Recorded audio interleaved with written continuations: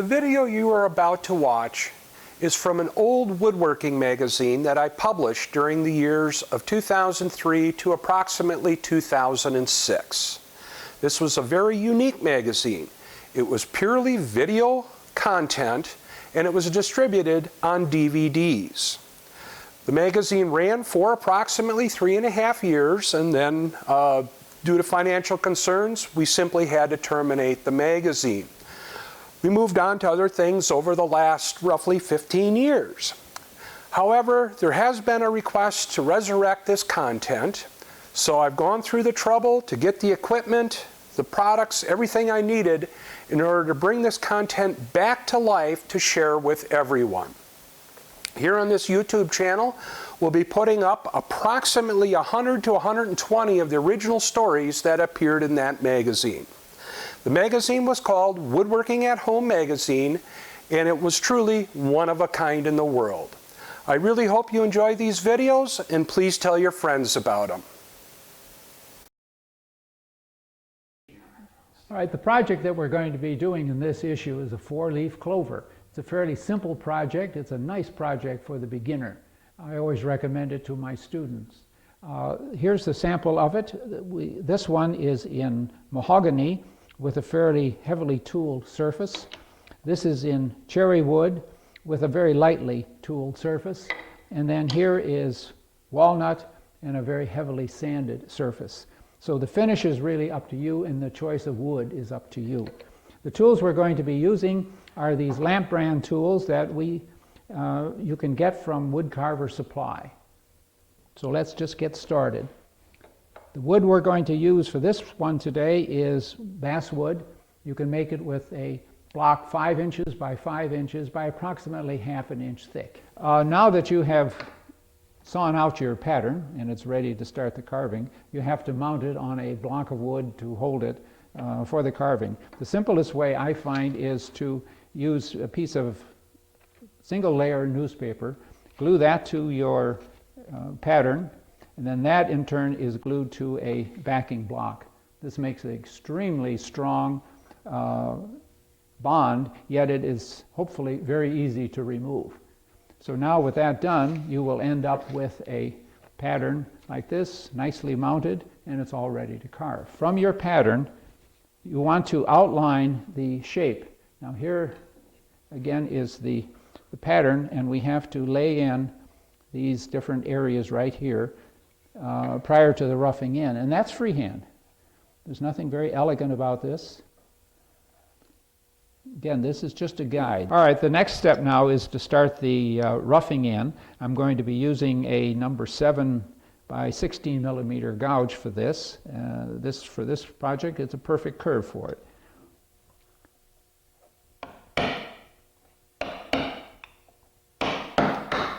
Now it makes good sense while you're doing this type of work to go all the way around and do it all, instead of doing one leaf and then coming back to do the other. It also helps to give a consistency to your carving. Otherwise, if you do one leaf at a time, every one is going to look a little bit different. Now we're going to start the roughing in, getting this shape down from the high point at the center, again using our number 7 gouge for this.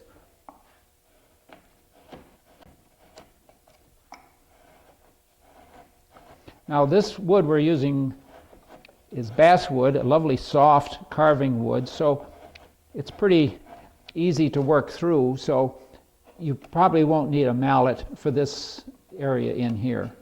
A harder wood, cherry, walnut, some of the others, you are going to need a little bit of a push with the mallet. Now you see I've changed hands. If you're new to carving and you're going to get used to using these type of tools, now is the time to learn to start carving with your left hand as well. It saves a lot of movement. It saves a lot of switching your carvings around. And it's not that difficult to learn. And we just go on and on until we get it down to the level we want. All right, now we've pretty well finished up the roughing in. At this time, it makes sense to do a little bit on the stem. We can start and work on this leaf now to get a little bit of the general shape while we're at this point. So here, pay attention, you're going to have grain to contend with. This is where the carving becomes a little bit of a challenge. It's not going to be too bad, but you do have to pay attention to grain while you're getting some of these areas cleaned out, roughed in, and because now you kind of want to see the general shape emerging. Now you notice that I'm using the tool, you might say upside down. This is how you get nice smooth curves. This is why carving tools are shaped like this. They're really form tools, and you can use them as such. Now is the time to really define the shape of each petal here. We'll just pencil these in so that we know where we're going to go, and it's just a matter of just come in like this, and I draw the full petal. I'm not concerned now about how it overlaps. I just want all of this drawn in. Now is the time to determine which leaf or petal is going to go under and which petal is going to go above. In this sample here of the finished one, this petal here, the one to the upper left, goes under both the others, so we will draw them accordingly. This goes over, and then there's this little loop where it would be coming back underneath. To cut in the shape of the leaves, we're going to be doing this with a very common, the standard woodcarver's whittling knife. So just a matter of making what is referred to as a stop cut, and we will be doing all these shapes. This is where your final definition of the piece will be. Now we just start this, bringing them in. What this will accomplish is give us the impression of 3-dimension. We are defining this leaf or this petal as being lower than the others. We can just chop these out.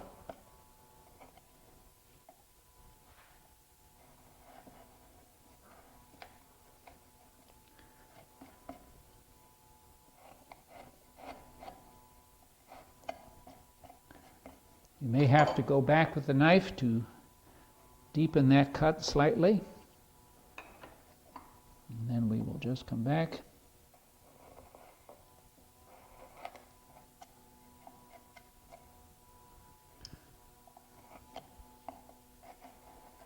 This is the last one to get the final shape. The others have been done. We'll use a number 4, little one, just to get a little radius here at the bottom.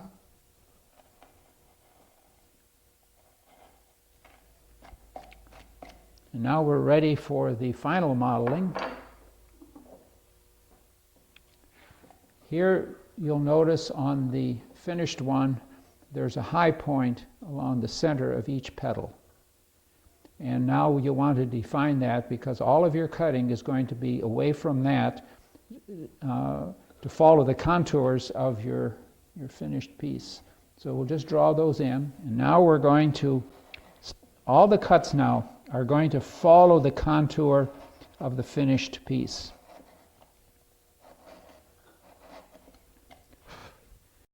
Portions of this story sponsored by Woodcarver Supply, retailers of wood carving tools and accessories. Now is the time when you're going to be doing your final finished work to make sure your tools are really sharp. Give them a little strop before you start. All right, now the next step is to get these little loops in between the petals. To do that, pencil them in. And I'm going to be using a number 5 by about 1/4 of an inch. Just plunge down and swing down, and you have made your loop. You can do that on all of them. I'll just chop those out. There's your little loop. All right, the final thing is get all the modeling done. I've done most of these. Let me show you the last one that I'm doing. Here we can, and you notice I'm using the tool upside down.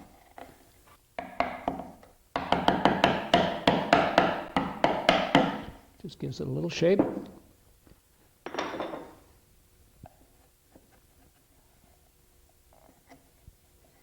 And that's all it takes. Now, final act, decide what type of finish that you want on the surface. If you're going to leave a tooled surface, I would suggest something like this number 4 or perhaps a number 5. And very carefully tool the surface nice and evenly, following the contours of the carving. Now, if you want to sand it, which is perfectly good, a nicely smooth surface, such as this one in walnut, as you can see, that's nice and smooth. It's a matter of choice. There is no right or there is no wrong. I would suggest a flatter tool to give you a nice smooth finish. Simply means you have less to sand.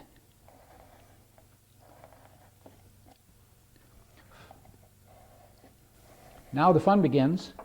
We have to get it off the backing board. Okay, now let's get it off the back. We're just going to very gently start to pry using a flat, narrow chisel, something that you can get in underneath, just a little tap.